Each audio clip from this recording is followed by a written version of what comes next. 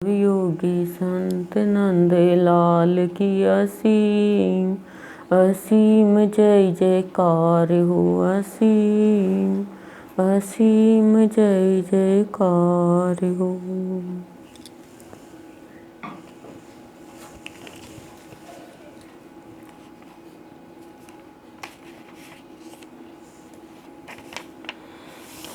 आज की 207 नंबर की अमृत वाणी है सदगुरुदेव की। जीभ जीव बनाती रही, वाणी सुनाती रही, भुलाती रही। क्या कह रहे हैं सदगुरुदेव? जीभ के लिए बता रहे हैं, जीभ का सदुपयोग और जीभ का दुरुपयोग। कह रहे हैं प्राणी, जीभ मैंने सबको दी है, पशुओं को भी, पक्षियों को भी, मनुष्यों को भी, दानव को भी, सबके पास जीभ है। लेकिन गुरुदेव कह रहे हैं कि मनुष्य योनि एक ऐसी योनि है कि वो जीव से शिव बन सकता है।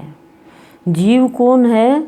जो खाली 4 काम करता है और जी रहा है। जी सभी रहे हैं, लेकिन जो 4 काम में चला गया, आहार निद्रा भय मैथुन, वो जीव है, वो पशु है। पशु ये 4 काम करता है, लेकिन मनुष्य ये करता हुआ भी शिव भाव में आ सकता है, जीव से शिव बन सकता है। वो सबका कल्याण कर सकता है, अपना कल्याण कर सकता है। जैसे हम भक्तों का ही उदाहरण ले लें कि वो जी रहे थे, लेकिन किसके लिए जी रहे थे? अपने भगवान के लिए जी रहे थे। मनुष्य जीवन में शांति कैसे मिले, इसके लिए जी रहे थे कि कैसे इस संसार में मैं शांति फैलाऊं, इसके लिए जी रहे थे। तो कह रहे हैं गुरुदेव कि जैसे पानी का रूप है। पानी क्या है? बहता हुआ है। कहते हैं बहता पानी निर्मला, लेकिन ठहरा हुआ पानी भी निर्मल हो सकता है, निर्मला हो सकता है। पानी यदि अपन मटके में डालेंगे, गंगा जल है, वो भी पानी है, लेकिन वो निर्मल है। एक बोतल में भर लेंगे तो भी वो उसमें मैल नहीं होगा। मनुष्य का जीवन भी ऐसा ही है, बहता जीवन निर्मला। लेकिन किस में बहे वो? बहना तो एक अलग है बात है ना। बहना संसार की बातों में बह गया तो निर्मला कैसे बनेगा? और भगवान की बातों में बह गया तो निर्मला बन गया। और गुरु के चरणों में ठहर गया, भक्ति में ठहर गया तो गंगा जल के जैसे फिर वो पवित्र है। फिर वो पवित्र है, फिर उसमें कीड़े नहीं पड़ेंगे। मनुष्य में भी पानी के कितने रूप होते हैं। गरम किया, गरम पानी। फ्रिज में रखा, ठंडा पानी।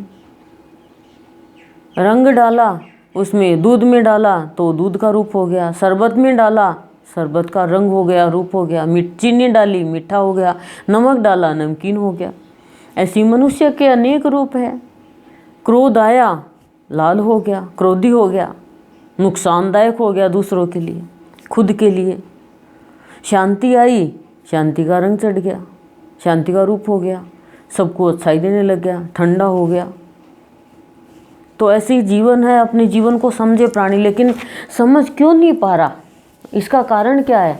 जीभ खाना, स्वाद, जीभ का स्वाद, जीभ का स्वाद। और जीभ के लिए बातें बनानी, तेरी मेरी की बातें बनानी, दुनिया की बातें बनानी, अपनी प्रशंसा की बातें करनी, दूसरे की निंदा करनी, लड़ाई झगड़े की बातें करनी।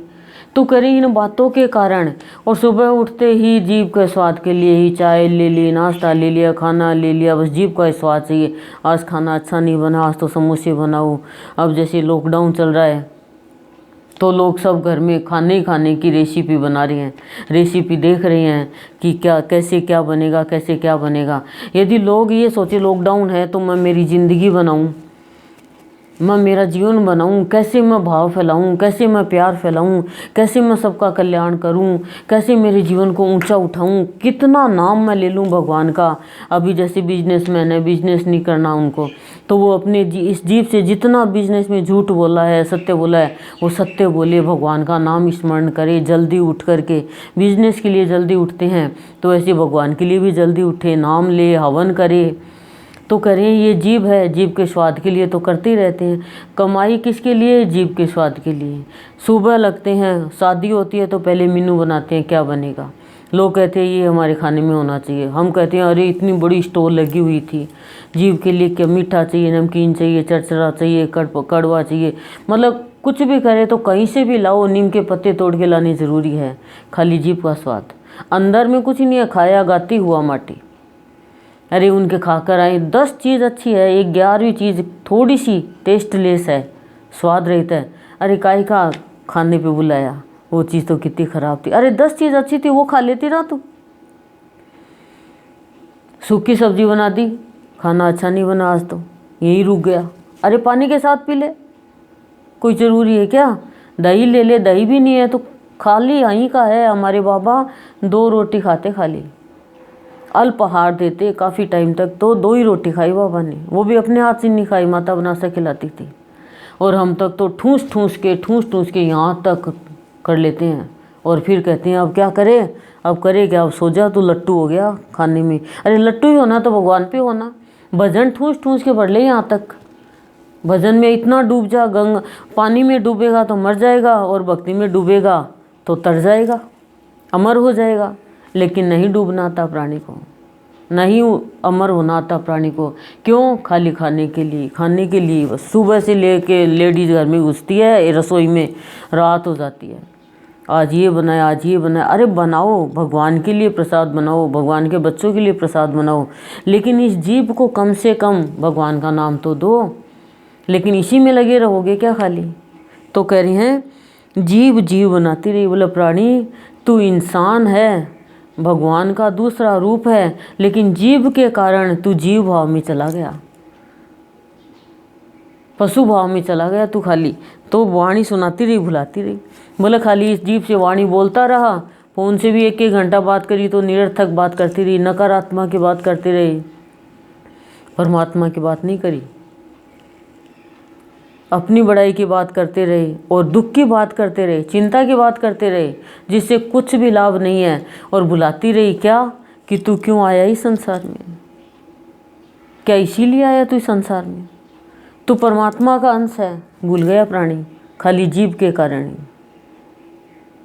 बच्चा भी पैदा होता है तो ये नहीं पहले उसको ये कहे कि बच्चे तू भगवान का नाम ले, उसके कान में राम का नाम सुनाए, गुरु का नाम सुनाए, कोई और कृष्ण का नाम, जो इष्ट है उसका नाम सुनाए। लेकिन ना, जब जल्दी सी स्तनपान कराएं, जल्दी सी स्तनपान कराएं, जल्दी सी दूध पिलाएं, पानी पिलाएं, ये पिलाएं वो पिलाएं, इसी में लगे रहते हैं। आज तो पूरे दिन में कुछ खाया ही नहीं, कभी नहीं कहते पूरे दिन में भगवान का नाम ही नहीं लिया। सत्संग नहीं हो रहा है तो कितनी लगन लगी हुई है भगवान की। भगवान की लगन तो भीतर से होती है। भगवान के हम कहते हैं कि भगवान प्रसाद का भूखा नहीं है, भगवान सवामणी का भूखा नहीं है। भगवान के कहते हैं कि मैं इतने रुपए का ये कर दूंगा, इसका भूखा नहीं है। नहीं है भगवान भूखा, लेकिन भगवान को ये चीज़ चाहिए। क्यों? क्योंकि भगवान कहता है मैं इन कारणों से मैं तुम्हारी पीड़ा लेता हूँ, तुम्हारे कष्ट लेता हूँ। ये तो भक्त की भावना देखी जाती है। कोई ऐसी नॉर्मल बोल देता है ना अहंकार में आके कि तेरा ये कर दूंगा, मेरा ये काम कर दे, बोले वो प्राणी सही नहीं है। जो ये कहे कि हे प्रभु मेरी भावना है, भक्त की भावना है कि मेरा ये काम हो जाए तो मैं ये ऐसा करूं, सत्संग कराऊं, तो वो भावना होती है, भूखा नहीं होता है। पर भावना कहाँ देख पाता है प्राणी? प्राणी तो देखो देख चलता रहता है।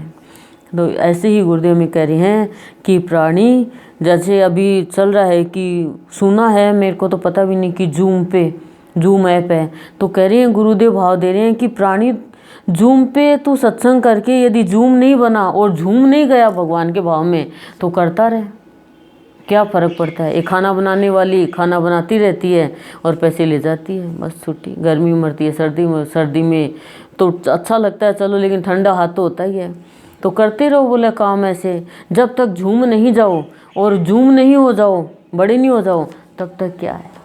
कहते हैं ना जूम करके देख, कहते हैं ना बड़ा करके देख। तो जूम ऐप पे जूम हो जाओ, बोले विचार भाव से बड़े बन जाओ, तभी सार्थक होगा सत्संग करना। जूम पे सत्संग कर रहे हैं ऐप पे, लेकिन छोटे होते जा रहे हैं तो फिर क्या, झूम ही नहीं पाओगे। तो कारण क्या है? जीभ। जल्दी सी चाय, आज चाय नहीं पी, सिर दुखने लग गया, आज ये नहीं किया, आज वो नहीं किया। तो कह रहे हैं गुरुदेव नहीं प्राणी, तू जीभ में मत लगा रहे, जीभ का फायदा उठाना है तुझे तो तू इस जीभ से भगवान का नाम ले, उसी में तेरा जीव भाव हटके शिव भाव बन जाएगा और भूली हुई बातों को, उन बातों को तो भूल जाएगा और भगवान की बातें याद रहने लग जाएगी तेरी, और तेरा जन्म पाना सार्थक हो जाएगा। ओम शांति शांति प्रशांति।